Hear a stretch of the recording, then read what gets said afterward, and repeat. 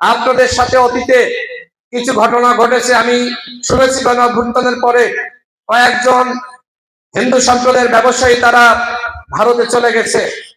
আজকে তাদের কাছে আমার বার্তা যাবে কি জানি না। আমি তাদেরকে বলতে চাই, আপনারা বাংলাদেশে ফিরে আসেন। আমি দেখতে চাই কোন বাপের বেটা আপনাদের গায়ে আঘাত করে।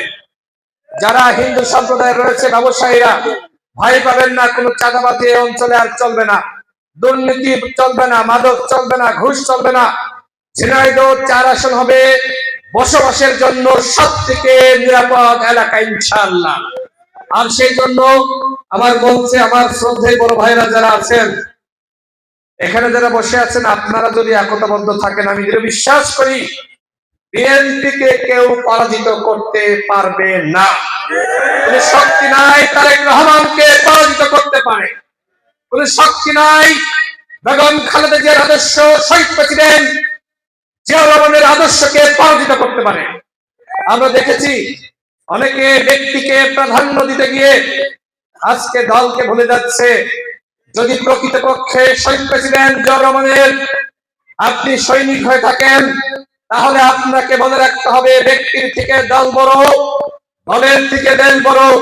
ভুলে যাবেন না আজকে আপনার যে পরিচিতি বিএনপির কারণে, ভুলে যাবেন না আজকে মানুষ আপনাকে যে নেতা মানছে বিএনপির কারণে। সুতরাং যখন আপনার নামের আগে থাকবে না যে আপনি বিএনপির নেতা, তখন স্যালুট দেওয়ার লোক খুঁজে পাবেন না। সুতরাং বিএনপির বাইরে যাওয়ার সুযোগ নাই। জনাব তারেক রহমান যে সিদ্ধান্ত নিয়েছেন, তার সিদ্ধান্তই চূড়ান্ত। এই সিদ্ধান্তের বাইরে যে বাজারে যাবে, জনগণ তাদেরকে প্রত্যাখ্যান করবে। ইতিহাস সেটি বলে। যেহেতু আন্দোলন সংগ্রাম করে উঠে এসেছি, টেলিভিশন টকশো করি, বিএনপির বিজয় হবে। ঝিনাইদহ 4 আসনে বিএনপির বিজয় কেউ আটকাতে পারবে না। আপনাদের প্রিয় নেতা তারেক রহমান এখানে আসবে এবং এই অঞ্চলে বিএনপির বিজয় হবে। এটা বিএনপির আসন, ঝিনাইদহ 4 আসন বিএনপির আসন।